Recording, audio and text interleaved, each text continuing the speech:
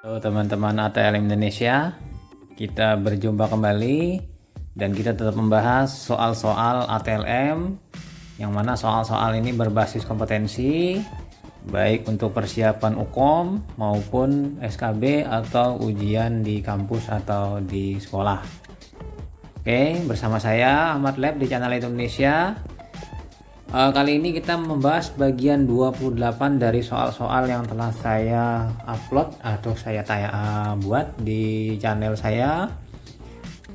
Kali ini kita membahas pasca analitik dan validator atau verifikasi, serta disisipkan indikator keluarga sehat sebanyak 5 soal. Yang mana soal-soal ini saya dapat dari internet. Jadi mohon izin teman-teman yang telah membuat soal ini saya review untuk saya bagikan dengan teman-teman ATL Indonesia. Oke, soal ini lumayan panjang karena soalnya redaksinya panjang dengan jawaban dan sifatnya analisa. Kayaknya ini lebih cocok untuk levelnya diploma 4, walaupun diploma 3 juga oke saja, bisa jadi digunakan, tapi karena sifatnya ini ke arahnya seorang validator atau seorang supervisor nanti ini. Nah, sekarang kita bahas satu persatu soalnya ya. Soal nomor 1. Seorang teknisi laboratorium mendatangi supervisornya untuk mengadukan tentang banyaknya wadah urin dari ruang sampling yang tidak dilengkapi identitas pada label. Keluhan lain juga disampaikan bahwa adanya kebingungan teknisi laboratorium tentang penambahan zat pengawet serta penyimpanan urin untuk pemeriksaan yang tertunda untuk mengganggu pekerjaan. Tindak lanjut yang harus dilakukan supervisor adalah yang A. Menyusun standar operasional prosedur tahap pemeriksaan. Yang B. Mendokumentasikan setiap tahap pemeriksaan. Yang C. Mengirim teknisi untuk mengikuti pelatihan. Yang D. Membagi staf laboratorium untuk tiap tahap. Yang E. Menggunakan alat-alat otomatis. Jadi jawabannya adalah menyusun standar operasional prosedural tahap pemeriksaan. Karena di sini kalau kita analisa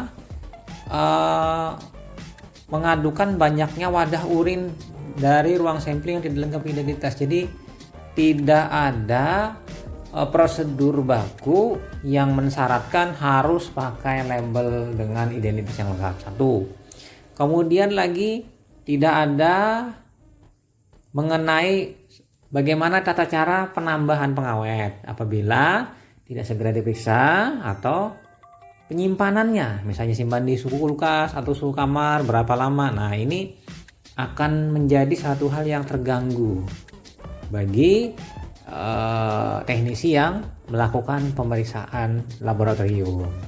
Nah, itu kira-kira nomor 1, pemecahannya nomor 1. Kita pindah soal nomor 2. Seorang ATLM penyelia mengecek pemeriksaan ulang terhadap hitung jumlah leukosit liquor cerebrospinal LCS ini atau lumbar, cairan lumbar atau lumbal yang dilakukan oleh teknisi.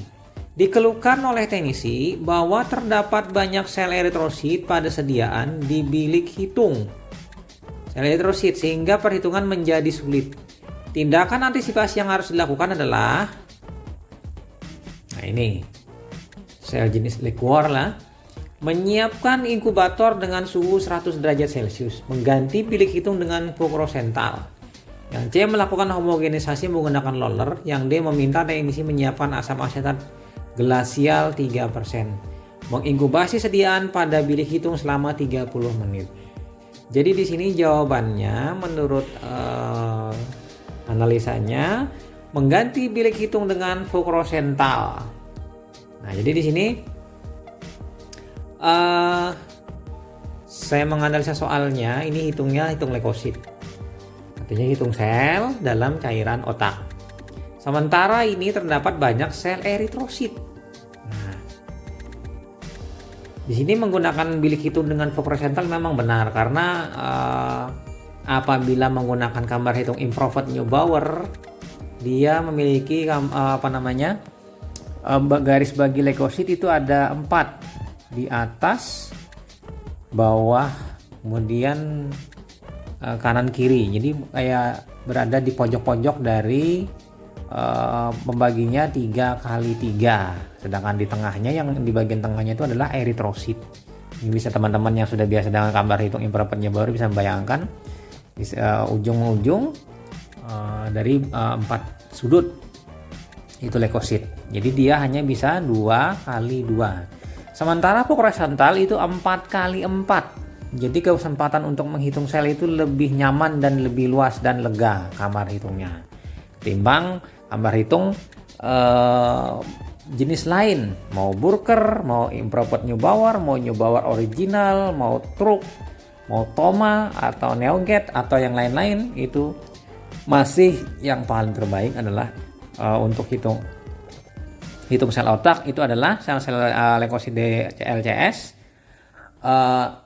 Fox Rosenthal. Dan Fox Rosenthal ini direkomendasikan dalam buku penuntun laboratorium klinik Erganda Subrata. Teman-teman bisa memeriksaannya di sana nanti. Kemudian lagi, tapi analisanya nggak cuma jadi sampai itu, diganggu oleh eritrosit. Apakah dengan mengganti gambar hitung ini eritrosit masih ada atau hilang atau menyebar? Mungkin tersebar dia, akibatnya tidak begitu mengganggu. Tapi yang diinginkan di sini menghancurkan eritrosit. Apakah meminta teknisi menyiapkan asam asetat glasial 3%? Nah, kalimatnya ini saya juga kurang enak. Asam asetat glasial 3%. Asam asetat glasial itu 100%, bukan 3%. Harusnya asam asetat glasial yang diencerkan menjadi 3%.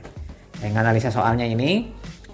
Jadi sementara kalau menggunakan LCS ini menghitungnya dengan liquor ini menggunakan truk pekat. Truknya jauh lebih pekat. Artinya konsentrasinya di atas lagi dari rutan truk biasa yang 3%. Nah, itu. Tapi di sini saya melihat jawabannya B dengan D, tapi B yang lebih dominan. Kalau memang asam asetat glasial ini menghancurkan sel eritrosit, memang benar. Tapi yang B juga benar. Jadi teman-teman pilih sendiri nanti jawabannya yang B atau D. Karena yang A tidak mungkin, yang C tidak mungkin, yang E tidak mungkin. Kita pindah lagi soalnya nomor 3. Seorang validator yang sedang memvalidasi hasil pemeriksaan glukosa HbA1c dari seorang penderita diabetes. Dari diagnosis dokter diketahui bahwa pasien mengalami anemia hemolitik. Hasil pemeriksaan HbA1c didapatkan rendah sehingga validator meminta dilakukan pemeriksaan konfirmasi untuk menetapkan hasil HbA1c tersebut, diantaranya pemeriksaan hematologi. Dasar yang digunakan validator untuk mengambil tindakan tersebut karena apa? Yang A, pemeriksaan hematologi dapat menentukan jumlah eritrosit. Yang B, banyaknya eritrosit muda meningkatkan kadar glukosa. Yang C, glukosa hanya dapat ditemukan pada 50% eritrosit. Yang D, penurunan hemoglobin menyebabkan tinggi palsu. Yang E, HbA1c bergantung pada waktu hidup eritrosit. Jadi jawabannya yang saya pilih HbA1c bergantung pada waktu hidup eritrosit, karena di sini kata kuncinya adalah anemia hemolitik. Sementara di dalam eritrosit itu ada hemoglobin dan di dalam hemoglobin itu terikat glukosa dalam bentuk glikat, namanya HbA1c. Nah, apabila hemolisis maka tidak dibawa oleh eritrosit tadi HbA1c-nya. Nah, itu kira-kira seperti itu. Jadi apabila itu terjadi, eritrositnya lebih pecah lebih dari awal, maka umurnya lebih pendek.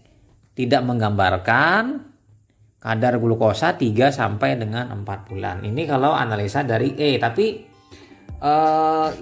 pemeriksaan hematologi dapat menentukan jumlah eritrosit, memang benar. Nah, sebenarnya seperti ini. HbA1c ini rendah palsu pada anemia. Bila Hb-nya rendah, maka rendah palsu. Makanya diganti dengan fruktosamin. Fruktosamin ini menggambarkan ikatan antara glukosa dengan albumin, namanya fruktosamin.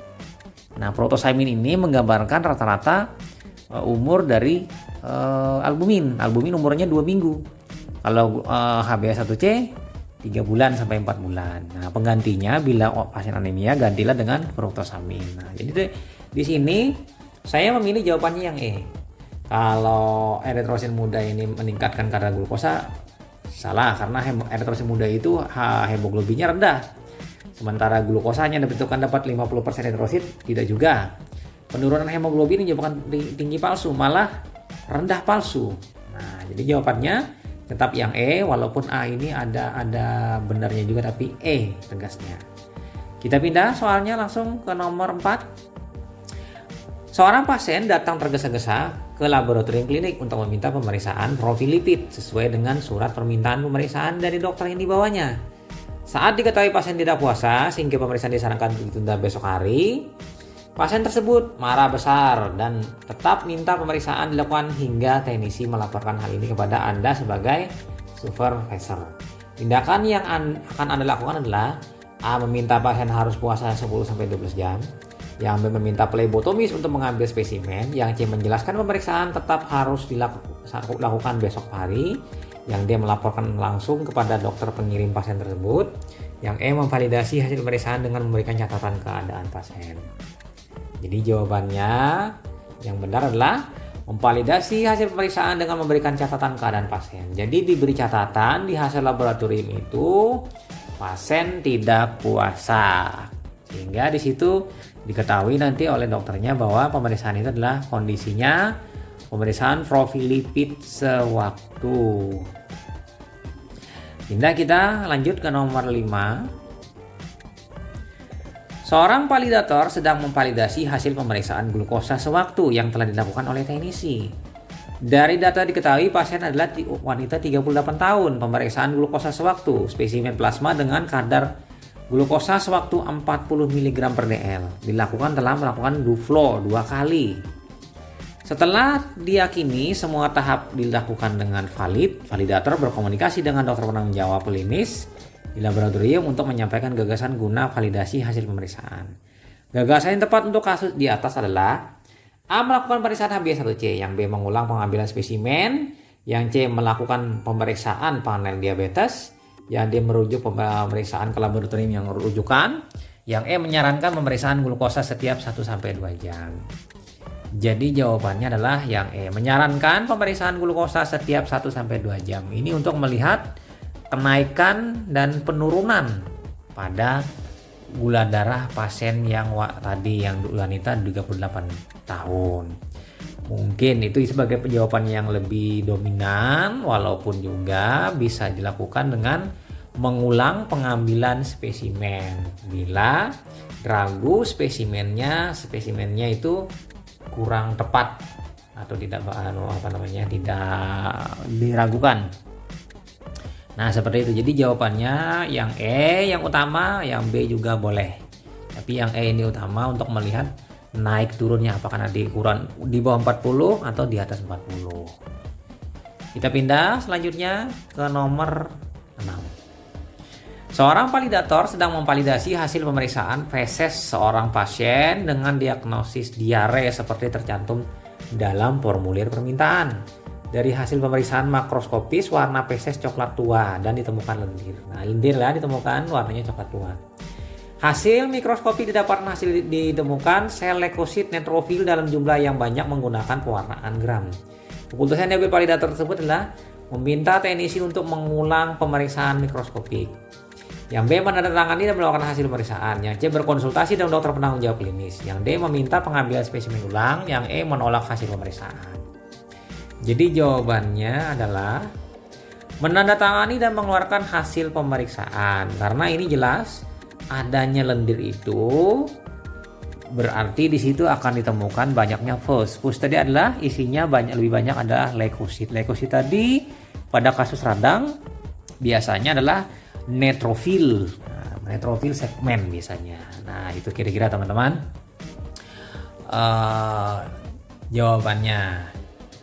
Sementara yang lain tidak mungkin karena memang ini baku fesesnya ini tidak mungkin mengambil ulang. Kemudian menolak tidak mungkin, meminta teknisi untuk menggunakan pemeriksaan tidak mungkin karena memang makroskopisnya sudah jelas. Sementara berkonsultasi dengan dokter penanggung jawab klinis ya boleh-boleh saja tapi kurang tepat. Kita pindah selanjutnya ke nomor 7. Saat dilakukan suatu batch pemeriksaan glukosa dengan menggunakan autoanalyzer, satu dari bahan kontrol berada pada 1 SD bagian atas. Tetapi kontrol kedua berada di luar 2 SD juga bagian atas. Tetapi masih di bawah 3 SD bagian atas. Telah dilakukan pengulangan pemeriksaan dan melakukan cek terhadap segalanya, mulai dari serum, reagen sampai instrumen. Dokter menghubungi untuk meminta hasil pemeriksaan. Keputusan yang Anda ambil adalah hasil dikeluarkan karena dilakukan cek terhadap tahap pemeriksaan. Yang B, hasil dilaporkan karena baru peringatan dan sudah dilakukan cek ulang. Yang C, hasil tes tidak boleh dikeluarkan karena hasil melebihi batas kontrol. Yang D, melaporkan ke dokter setelah memberi penjelasan hasil QC. Yang E, dilakukan pemeriksaan ulang sebelum dilaporkan pada dokter. Jadi jawabannya adalah hasil dilaporkan karena baru peringatan dan sudah dilakukan cek ulang. Jadi karena masih di dalam 2 SD, belum 3 SD atau belum di luar 3 SD, berarti ini masih batas peringatan, belum batas kontrol, artinya belum out. Sehingga ini masih dapat dikatakan oke, memenuhi syarat untuk pemeriksaan pada spesimen pasien. Nah, jawabannya adalah yang B. Kita pindah selanjutnya ke nomor 8. Seorang pasien dengan diagnosis diabetes mellitus diminta oleh dokter pengirim untuk melakukan pemeriksaan laboratorium gula darah puasa dan 2 jam postprandial. Pada saat tahap validasi, hasil pemeriksaan didapatkan hasil pemeriksaan kadar gula darah 2 jam PP lebih rendah dari kadar gula darah puasa. Pada lembar hasil pemeriksaan didapatkan keterangan bahwa pasien mengkonsumsi obat setelah makan. Tindakan yang dilakukan validator A, memastikan kembali informasi persiapan pasien sebelum diambil darah. Yang B, dilakukan pemeriksaan ulang dengan persiapan pasien yang lebih baik. Hasil tunda untuk meminta keterangan lebih lanjut pada pasien. Hasil tetap dilaporkan. Yang E, lapor pada atasan. Jadi jawabannya adalah hasil tetap dilaporkan. Karena apa? Sudah ada catatan bahwa pasien tadi mengkonsumsi obat setelah makan. Jadi karena mengkonsumsi obat, kadar gula darahnya akan turun. Jadi lebih rendah nanti dibandingkan gula darah puasa itu akan tinggi, lebih rendah yang 2 jam PP. 2 jam PP-nya lebih rendah daripada puasa, seperti itu kesimpulannya. Karena pengaruh obat tadi yang menurunkan kadar gula darah 2 jam PP. Kita pindah selanjutnya ke nomor 9. Seorang teknisi laboratorium medik menerima spesimen urin 24 jam untuk pemeriksaan kreatinin kliren. Kreatinin kliren ya. Segera teknisi laboratorium medik tersebut menentukan kadar kreatinin dalam darah dan urin. Nah, ini darahnya kurang nih. Setelah diperoleh masing-masing kadarnya, kreatinin kliren tidak dapat dihitung. Teknisi tersebut berkonsultasi dengan supervisor. Data yang supervisor sarankan untuk ditentukan terlebih dahulu pada kasus tersebut adalah yang A, volume urin, yang B, kultur bakteri, yang C, kadar ureum urin, yang E, koreksi glukosa urin, yang E, penambahan pengawet. Jawabannya adalah volume urin, karena kemungkinan di sini volume urinnya tidak sesuai, entah sedikit sekali, sehingga penentuannya tidak memadai. Sementara untuk kultur bakteri tidak mungkin, kadar ureum tidak mungkin, koreksi glukosa urin ya mungkin boleh jadi. Kemudian penambahan pengawet juga tidak mungkin. Jadi koreksi glukosa urin tidak ada hubungan apa-apa karena kreatinin kliren. Oh, maaf tadi. Jadi di sini yang ada hubungannya adalah untuk persyaratan kreatinin kliren itu adalah volume urin dan luas penampang badan LPB dengan kadar kreatinin di dalam urin dan dalam serum atau plasma. Jadi itu saja. Jadi yang terkait di sini adalah volume urin. Kita pindah selanjutnya ke nomor 10. Seorang teknisi laboratorium medik menerima spesimen darah vena dari ruangan dengan permintaan pemeriksaan natrium dari seorang wanita 68 tahun pasien gagal ginjal. Setelah disentrifugasi didapatkan darah hemolisis sangat ringan. Teknisi tersebut berkonsultasi kepada Anda sebagai supervisor. Hal yang Anda lakukan terhadap teknisi tersebut adalah Yang A melakukan pemeriksaan dengan serum yang ada, mengkonfirmasi hasil dengan kadar hemoglobin. Yang C melakukan perhitungan dengan faktor. Yang D meminta kembali spesimen darah. Yang E melakukan sentrifugasi lebih lama. Jadi jawabannya adalah melakukan pemeriksaan dengan serum yang ada. Ini periksa natrium. Jadi ada hemolisis sangat ringan. Entah sangat ringan itu seperti apa oleh si pembuat soal. Jadi di sini kita tinggal melihat di disclaimer dari interference, maksudnya dari kit reagen, berapa hemolisis yang masih bisa ditoleransi oleh metode atau kit yang tadi. Misalnya 1 gram tidak menyebabkan hemogram per dl, hemoglobin tidak menyebabkan interferensi, itu bisa dilakukan pemeriksaan dengan serum yang ada. Apabila lebih, itu tidak bisa dilakukan. Nah, itu kira-kira teman-teman. Kemudian hemolisis itu akan melepaskan kalium intraseluler dari eritrosit, sehingga yang meningkat itu kaliumnya. Nah, jadi kaliumnya meningkat. Bagaimana dengan natrium? Natrium tidak begitu terpengaruh sebenarnya. Cuma dalam beberapa hal, biasanya beberapa laboratorium itu kalau ada hemolisis itu biasanya menolak. Harus serum yang tidak hemolisis. Itu boleh-boleh saja. Tapi ada juga misalnya tergantung dari kitnya. Kalau kitnya membolehkan hemolisis ringan, lanjutkan. Atau ion selektif elektrodanya membolehkan hemolisis ringan, ya boleh saja. Nah, itu kira-kira teman-teman. Sementara yang jawaban yang lain itu tidak ada hubungannya. Kecuali meminta kembali spesimen darah, ini boleh. Kalau dia penolakan mutlak, boleh dia meminta kembali spesimen darah yang baru dari pasien. Jadi jawabannya saya pilih A, bisa juga jawabannya yang D. Kita pindah selanjutnya ke nomor 11. Seorang ahli teknisi laboratorium medik sedang melakukan pemeriksaan kolesterol total dari seorang pasien penderita hepatitis akut. Pasiennya hepatitis akut, periksa kolesterol. Pemeriksaan dilakukan menggunakan metode enzimatik COD-VAF. Setelah melakukan pipetasi dan waktu inkubasi terlihat warna merah jingga, ya merah lah. Sangat pekat pada senyawa kompleks yang terbentuk yang harus dilakukan oleh ahli teknisi laboratorium medik tersebut. A mengecer spesimen 10 kali, yang B menambah larutan pereduksi, yang B menghitung faktor standar kolesterol, yang D mengkoreksi terhadap kadar bilirubin, yang E menghitung panjang gelombang maksimum. Jadi jawabannya adalah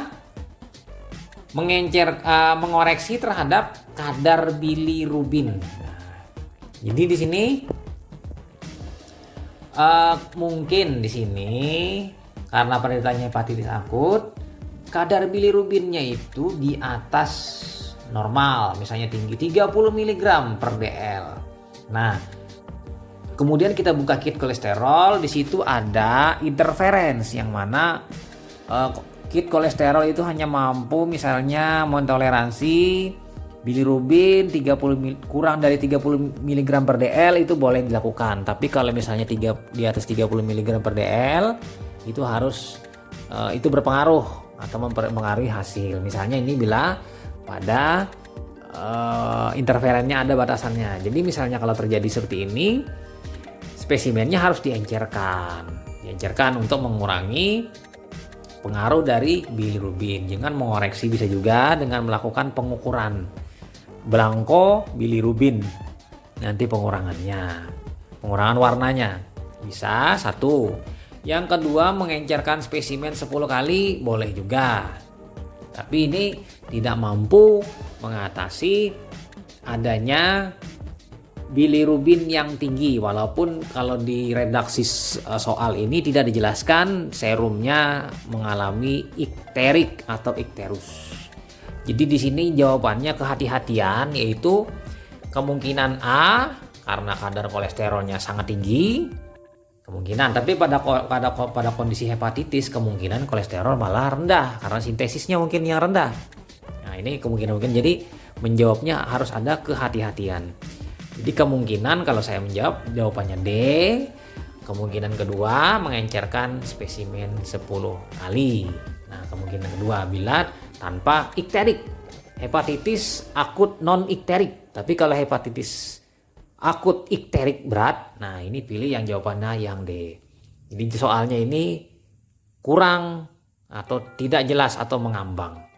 Apabila yang menambahkan larut bereduksi tidak mungkin, menghitung faktor standar tidak mungkin, menghitung panjang gelombang maksimum. Apa yang dihitung? Harusnya menggunakan panjang gelombang serapan maksimum, misalnya 546 misalnya, bukan 540 atau seperti itu. Tapi warna merah pasti 546. Kalau warnanya agak-agak merah oranye itu 540. Misalnya idealnya hemoglobin dulu 540, tapi 546 juga boleh. Biasanya merah-merah, yang merah glukosa itu 546 atau kolesterol.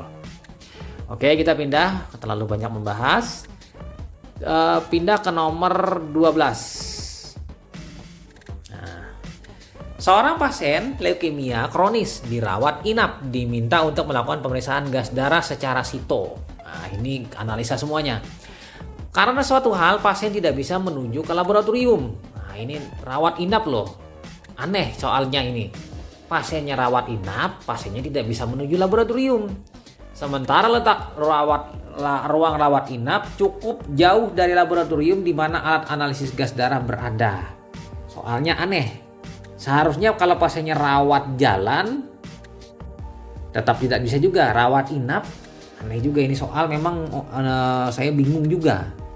Kalau memang jauh, ya sudah, darahnya diambil, kemudian dikirim pakai pneumo tub, atau langsung segera, karena situ segera langsung dibawa, begitu sampling langsung bawa ke laboratorium, tidak perlu berlarut-larut. Ya memang seperti itu biasanya. Soalnya aneh jawabnya, tapi mau kita analisa saja. Alternatif yang harus dilakukan supervisor agar pemeriksaan dapat dilakukan adalah A. Meminta tenaga kesehatan lain untuk tetap mengambil, yang B. Membawa cool box untuk penyimpanan spesimen, yang C. Menggunakan point of care devices (POCT), yang D. Mengkoreksi waktu turun around time (TAT), yang E. Menambahkan heparin litium. Jadi jawabannya adalah menggunakan point of care. Karena memang si pembuat soal ini sengaja membuat jebakan seperti ini. Jawabannya alat portable VOCT bawa ke ruang perawatan, langsung saja diperiksa di tempat di bedside dari pasien. Itu saya ngambil anunya. Tapi kalau memang idealnya, walaupun misalnya ruang perawatannya jauh, masa pasiennya disuruh ke laboratorium? Ya tidak usahlah, cukup diambil spesimennya, langsung segera dikirim, baik dikirim oleh perawat ruangan atau perawat mengedukasi keluarga pasien untuk membawanya ke laboratorium segera, atau dikirim lewat pneumatic tube atau aerocom. Nah itu kan lebih mudah, itu gampang. Nah kira-kira seperti itu teman-teman. Jadi jawabannya kalau A, bisa meminta tenaga kesehatan lain, si perawat, untuk tetap mengambil spesimen si pasien untuk dikirim. Nah itu. Tapi kalau di kredensial tenaga kesehatan lain ini penunjang medik loh, bukan kalimatnya baku ini. Itu saja. Kemudian kita pindah ke nomor 13. Seorang pasien diabetes mellitus didiagnosa terjadi komplikasi yang ditandai adanya proteinuria menetap disertai adanya retinopati dan hipertensi tanpa kelainan ginjal primer dan gagal jantung. Ini pasiennya DM, kemudian ada proteinuria, tapi dia kemudian retinopati, tapi hipertensinya tidak ada kelainan ginjal primer. Nah ini diabetes merembes, intinya albuminnya di dalam urin dari ginjal tadi. Jadi tidak ada kelainan ginjal dan jantung. Untuk memastikan diagnosa gejala tersebut, pasien diminta melakukan pemeriksaan laboratorium. Tes laboratorium digunakan untuk kepastian diagnosa dini tersebut adalah tes HbA1c, B tes fraksi lipid, yang C fraksi globulin, yang D mikroalbuminuria, yang E tes protein Benz John. Jadi jawabannya pastilah tes mikroalbuminuria. Mikroalbuminuria ini orang dengan risiko nefropati ini kan retinopati nih. Kenapa redaksinya retinopati? Saya juga bingung, harusnya nefropati. retinopati ini mata. Kalau retinopati, nefropati itu nefron, kalau retino itu mata. Nah, ini perlu diluruskan dulu. Jadi nefron itu akan mengalami gangguan pada orang dengan diabetes dengan adanya gangguan pada ginjal. Nah, adanya rembesan albumin, keluarnya albumin dalam jumlah sangat kecil, itu dapat terjadi pada orang diabetes dengan gangguan pada nanti risikonya kerusakan ginjal. Jadi arahnya nanti ginjalnya ini rusak. Orang diabetes ini lama-kelamaan nanti dia rusak ginjal. Nah, ini bagaimana cara mendeteksinya lebih awal? Deteksinya dengan merembesnya albumin tadi, dengan mikroalbumin. Kalau albuminnya itu positif 1, 2, 3, 4, itu sudah makroalbumin. Ini jauh sebelum positif 1 itu dideteksi dulu dengan mikroalbuminuria. Di sini ada di redaksi soalnya adanya proteinuria. Proteinuria ini maksudnya bagaimana? Kalau proteinuria tinggi, wah itu sudah makroalbumin bukan mikroalbumin. Nah, kira-kira redaksi soalnya menurut saya kurang sip. Tapi tetap mikroalbuminuria penanda nefropati, komplikasi dari diabetes mellitus yang terlalu lama yang berisiko ginjal akan mengalami kerusakan. Tapi deteksi awal sebelum kerusakan ginjal dideteksi dengan mikroalbuminuria. Kita pindah teman-teman, makin seru aja pembahasannya. Kita nomor 14. Seorang pasien laki-laki berusia 40 tahun didiagnosis oleh dokter pengirim mempunyai gejala kanker pada organ hati.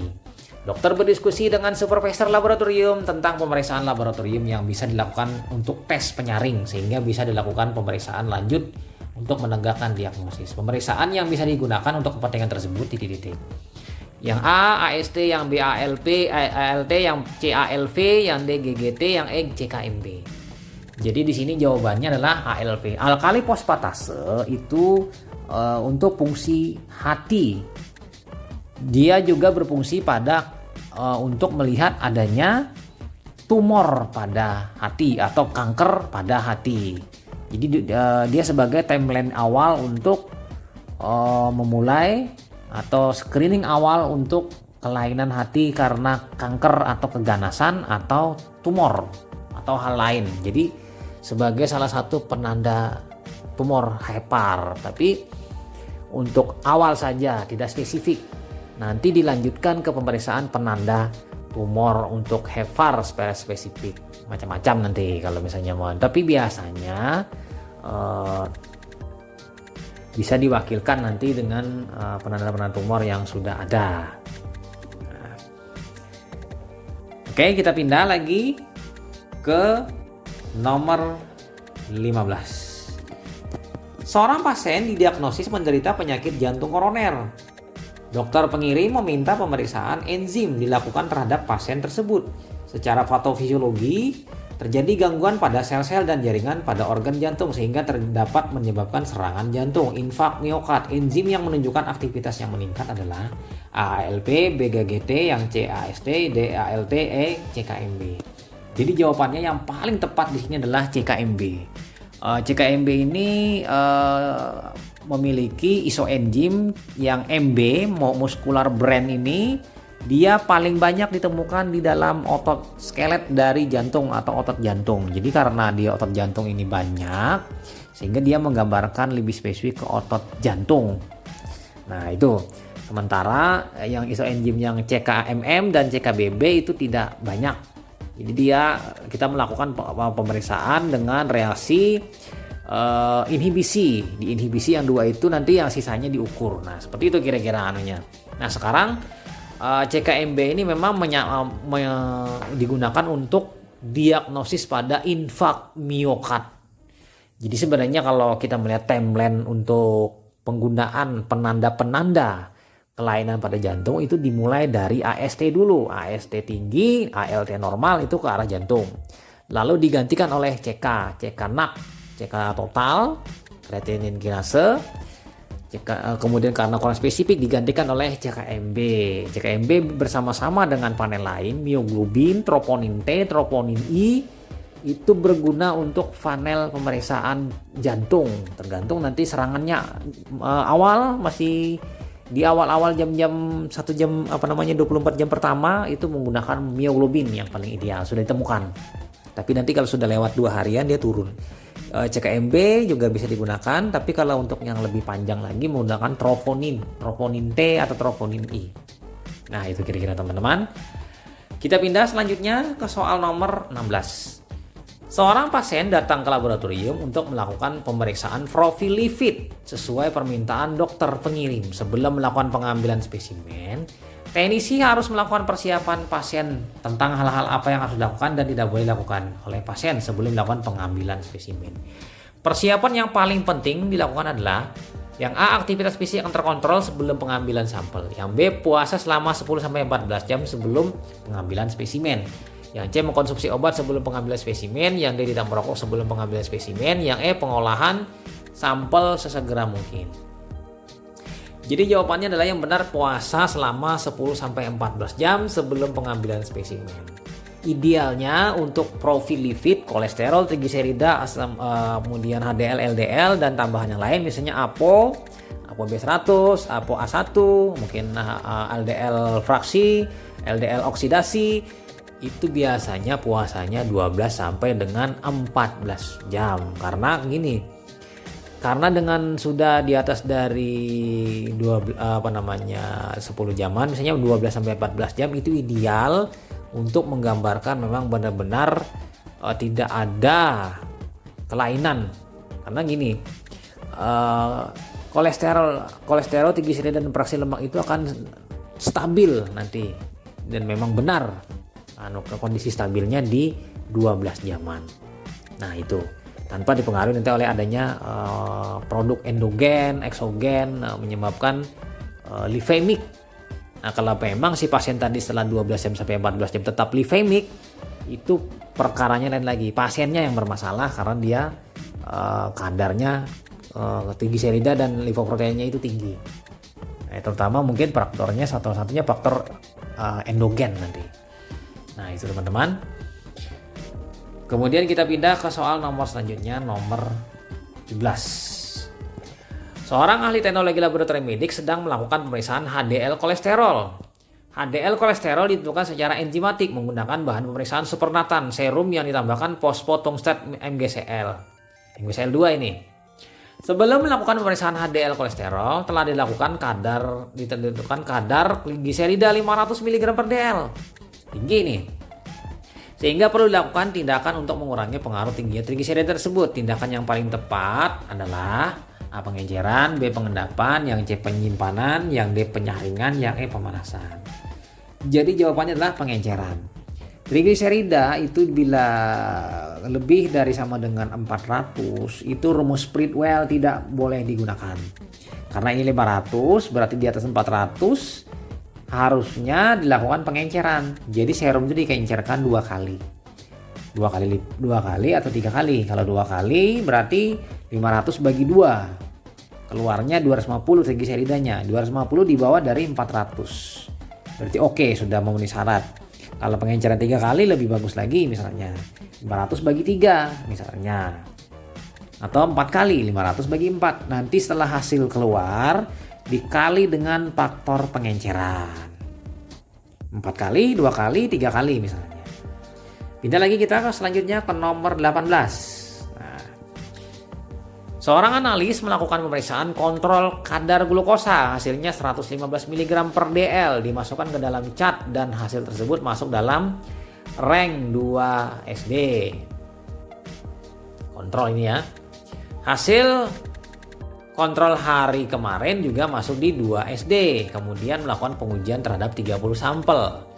Semua hasil pemeriksaan kadar glukosa di atas 200 mg per dl. Tindakan yang tepat dilakukan menghadapi hal tersebut adalah A, yang mengecek alat, B, langsung memvalidasi hasil tersebut, yang C, mengulangi pemeriksaan kontrol, yang D, mengkonsultasikan dengan penyelia, yang E, mengecek alat, reagen, dan mengulangi pemeriksaan. Jadi jawabannya yang menurut saya adalah mengecek alat dan reagen dan mengulangi pemeriksaan.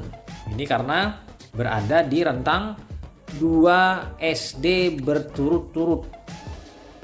Ini ada 2 kali peringatan. Peringatan ke-1, peringatan kedua. Nah, ini. Jadi jawabannya adalah yang E. Kita pindah selanjutnya ke nomor 19. Seorang analis sedang dinas pagi di laboratorium menerima pasien seorang ibu hamil berumur 24 tahun dengan riwayat anemia. Pasien 24 anemia. Yang telah membawa sampel berupa darah. Dia bawa sendiri darah. Dan surat pengantar dari dokter. Kemungkinan dia diambilkan sudah oleh dokter atau mungkin dari keluarganya diambilkan. Ya mungkin tenaga kesehatan atau para medis lah, atau medis. Di mana dokter tidak menuliskan pemeriksaan apa yang diminta loh. Soalnya kok aneh mau membuat soal loh. Dokter hanya menulis diagnosis sementara anemia. Kenapa seperti itu? Seharusnya dokter itu memang sudah meminta pemeriksaan darah rutin atau pemeriksaan darah lengkap, atau ditambah dengan lain golongan darah, ditambah dengan LED misalnya, ditambah dengan morfologi darah tepi, blood smear. Nah, ini aneh yang membuat soal. Saya mohon maaf yang membuat soal. Jadi saya ini sebenarnya bukan mengatakan soal Anda kurang bagus, cuma soal Anda kurang, cuma redaksionalnya ya kurang tepat. Jadi mohon maaf yang membuat soal mulai nomor 1 tadi sampai dengan nomor ini 19 mungkin sampai 20. Ya, oke. Pemeriksaan yang seharusnya dikerjakan oleh petugas laboratorium tersebut titik-titik. Yang A, hitung jenis leukosit. Yang B, hitung jumlah eritrosit. Yang C, hitung jumlah trombosit. Yang D, hitung jumlah leukosit. Yang E, kadar hemoglobin. Jadi jawabannya jelas, kadar hemoglobin yang diperiksa. Jadi sebenarnya di permintaan itu harusnya dimintakan saja kadar hemoglobin apabila di unit pelayanannya tidak ada hematolegan laser. Tapi kalau ada hematolegan laser ya sudah, periksa langsung aja darah lengkap. Jadi di sini nanti akan terjadi proses uji saring ganda. Anemia tadi diketahui nanti anemianya apa, makrositik hipokrom atau normositik nomokrom atau mikrositik hipokrom berdasarkan MCP, MCH, MCHC tadi, terutama MCP dan MCH dari hematologi analyzer. Nah, itu kira-kira seperti itu teman-teman. Kita pindah selanjutnya ke nomor 20. Seorang validator sedang memvalidasi hasil pemeriksaan urin seorang pasien dengan diagnosis infeksi saluran kemih. Di pasien urin diperiksa ISK. Nah, pasien periksa urin ISK. Hasil pemeriksaan diantaranya adalah warna urin merah kecoklatan keruh. Wah, ini merah kecoklatan keruh nih. Dengan eritrosit 0 sampai 2 per LPB. Jadi makroskopisnya keruh merah kecoklatan. Tapi begitu diperiksa dengan sedimen urin dengan lensa objektif 40 kali, sedikit sekali 0 sampai 2 per LPB, normal. Masuk dalam rentang rujukan. Pada hasil sedimentasi, dengan yakin hasil tersebut divalidasi oleh validator untuk segera dikeluarkan hasil pemeriksaan tersebut. Alasan yang mendasari validasi hasil pemeriksaan tersebut. Nah, yang A, adanya eritrosit patologis. Yang B, tingginya sensitivitas pemeriksaan kimia darah. Yang E, jumlah eritrosit yang masih dalam batas normal. Benar. Yang D, adanya hemoglobin yang difiltrasi oleh glomerulus. Yang E, korelasi hasil pemeriksaan eritrosit dengan warna urin. Jadi jawabannya adalah adanya hemoglobin yang difiltrasi oleh glomerulus. Jadi pasiennya ini infeksi saluran kemih, ISK. Lalu warna urinnya merah kecoklatan. Nah, merah kecoklatan ini ada kemungkinan itu karena hemoglobin bercampur dengan urin, warnanya merah, agak kemerah-merahan, atau mungkin ada bilirubin sehingga merah kecoklatan, atau memang bilirubin yang tinggi. Nah, itu.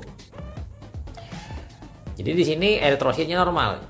Ya wajar-wajar saja. Jadi di sini jawabannya kenapa hemoglobin yang difiltrasi, kemungkinan tadi adalah pasiennya itu sudah hemolisis, jadi yang difiltrasi tadi adalah hemoglobin, bukan dalam bentuk sel eritrosit, tapi dalam bentuk hemoglobin, sehingga hemoglobin dideteksi dengan metode multistick positif 3 atau 4, sementara di periksa sedimen tidak ada karena selnya sudah pecahan. Jadi ditemukan selnya normal 0 sampai 2 per LPB. Ini boleh saja hasilnya hemoglobin difiltrasi oleh glomerulus. Cuma redaksinya ini harusnya pasien dengan hematuria, bukan infeksi saluran kemih. Di saluran kemih ini lebih berasumsi kita ke arah pasien dengan leukositnya tinggi, yaitu piuria. Artinya pasiennya dengan diagnosis infeksi dengan hematuria atau hemoglobinuria, atau mungkin ISK dengan berdarah dengan kencing berwarna merah. Nah, seperti itu. Jadi ini jawabannya. Kita pindah selanjutnya teman-teman ke soal nomor 21. Nah, ini kita pindah ke indikator keluarga sehat. Rumah dan lingkungan sehat dengan memiliki sumur dan PDAM, baik rumah dan perkantoran dan sekolah, juga perlu penyuluhan tenaga kesehatan terkait hal tersebut, termasuk dalam indikator keluarga sehat titik-titik. Yang A, seluruh anggota keluarga bebas rokok. Yang B, memiliki akses terhadap air bersih dan layak minum. Yang C, keluarga merupakan pengguna jamban sehat. Yang D, seluruh keluarga yang tercantum dalam KK menjadi anggota JKN. Yang E, penderita TB berobat sesuai dengan ketentuan. Jadi jawabannya adalah yang B, karena ini terkait dengan penggunaan air. Kata kuncinya adalah sumur dan PDAM, berarti air bersih dan air layak minum. Kita pindah ke nomor 22. Indikator keluarga sehat yang mensyaratkan adanya pengawas minum obat dibentuk pada penderita, yang mengingatkan minum secara teratur supaya tidak putus obat berakibat MDR infeksinya, yaitu yang A, yang mengalami tekanan darah tinggi berobat secara teratur. Yang B, penderita TB berobat sesuai dengan ketentuan. Yang C, seluruh anggota keluarga bebas rokok. Yang D, keluarga dengan gangguan jiwa tidak ditelantarkan. Yang E, bayi memperoleh imunisasi dasar lengkap. Jadi jawabannya adalah terkait dengan TB paru. Penderita TB berobat sesuai dengan ketentuan. Termasuk di sini adanya pengawas minum obat dari keluarganya atau tetangganya yang memberikan mengingatkan supaya minum obat, tidak putus obat. Kalau putus obat akan menyebabkan nanti pasiennya mungkin terjadi multi drug resistant atau MDR. Pindah kita selanjutnya ke nomor 23. Berikut ini yang tidak termasuk dalam indikator keluarga sehat sesuai gerakan masyarakat hidup sehat atau GERMAS adalah A, keluarga berpartisipasi aktif dalam program keluarga berencana dan atau KB. Yang B, seluruh anggota keluarga bebas rokok. Yang C, seluruh anggota yang tercantum dalam KK menjadi anggota JKN. Yang D, keluarga dengan gangguan jiwa tidak ditelantarkan. Yang E, bayi mendapatkan perawatan eksklusif selama 1000 hari perawatan pertama kelahiran. Jadi jawabannya adalah yang E. Bayi mendapatkan perawatan eksklusif selama 1000 hari pertama. Yang benar adalah bayi itu disarankan untuk mendapatkan ASI eksklusif. Kita pindah selanjutnya yang nomor 24. Indikator keluarga sehat yang terkait dengan program seputar gizi serta kesehatan ibu dan anak adalah kecuali. Yang A, ibu melakukan persalinan di fasilitas kesehatan resmi. Yang B, bayi memperoleh imunisasi dasar lengkap. Yang C, bayi mendapatkan ASI eksklusif. Yang D, tumbuh kembang bayi dan balita selalu dimonitor setiap bulannya. Yang E, setiap keluarga wajib menyediakan makanan sehat, daging dan sayur.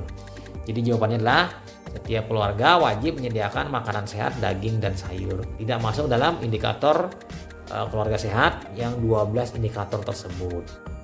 Kita pindah lagi soal nomor terakhir, yaitu nomor 25, masih di indikator keluarga sehat. Adanya pelayanan Phonek di IGD rumah sakit tertentu, misalnya beberapa rumah sakit. Nah, mungkin ada juga, ini memang dicanangkan hampir semua rumah sakit sih, tapi ya idealnya harus diadakan di sebuah rumah sakit umum daerah. Merupakan implementasi dari indikator keluarga sehat, yaitu ibu melakukan persalinan di fasilitas kesehatan resmi. Yang B, bayi memperoleh imunisasi dasar lengkap. Yang C, bayi mendapatkan ASI eksklusif. Yang D, tumbuh kembang bayi dan balita selalu dimonitor setiap bulannya. Yang E, setiap keluarga wajib menyediakan makanan sehat, daging dan sayur. Jadi jawabannya adalah terkait dengan Phonek adalah ibu melakukan persalinan di fasilitas kesehatan resmi. Ini salah satunya adalah yang resmi di saya beri contoh di RSUD. Di RSUD suatu provinsi atau suatu kabupaten ada IGD umum, IGD Fonek, ada juga IGD jiwa. Nah, IGD Fonek lah inilah yang yang dicanangkan.